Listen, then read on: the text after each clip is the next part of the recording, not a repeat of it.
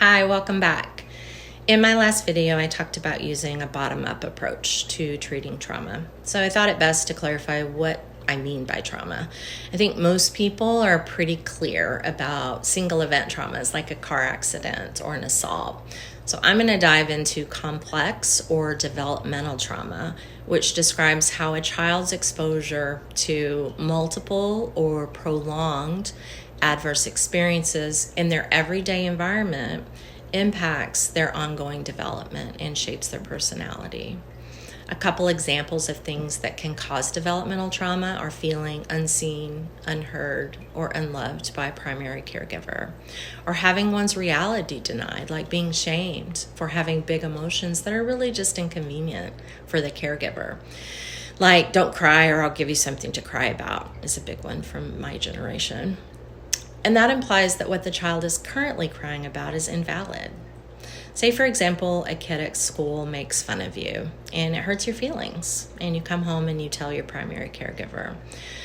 Say this caregiver validates your reality and your big feelings, and you feel seen and heard and cared for and important.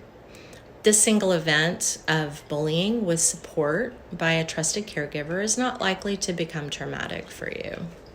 However, if your primary caregiver is dismissive and the bullying continues, it is likely to become traumatic. The first trauma is the bullying. The second trauma is being dismissed by the person who is supposed to protect you. Developmental trauma gets trapped in the more primitive parts of the brain, the limbic system, as well as the body and the nervous system, because the more evolved parts of our brain don't develop until we are much older.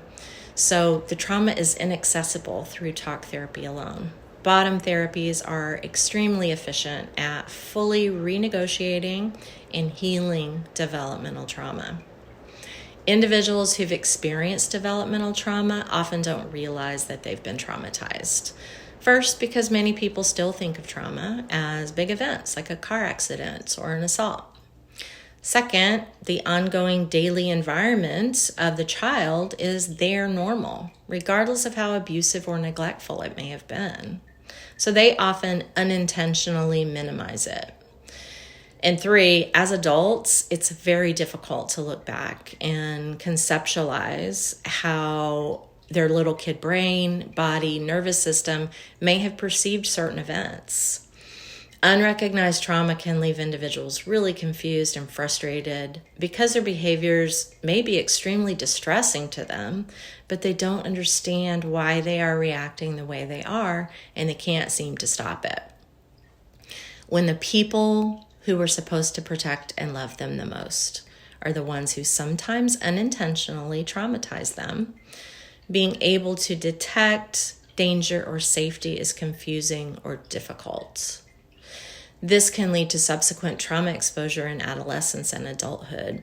They may actually move toward danger and away from safety subconsciously because of familiarity, or in a subconscious effort to have a corrective experience with a different outcome. They may be repeating the same maladaptive behaviors that at one point helped them get their needs met, but they aren't able to shift out of those behaviors that no longer serve them through talk therapy alone. If this sounds familiar, please get in touch with a bottom-up therapist, EMDR, somatic experiencing, a trauma-informed yoga therapist, or visit our somatic wellness center and practice toning your vagus nerve. This will help. I hope this was helpful. Please leave any questions in the comments and I will answer them. Thanks for tuning in. I will be back next week.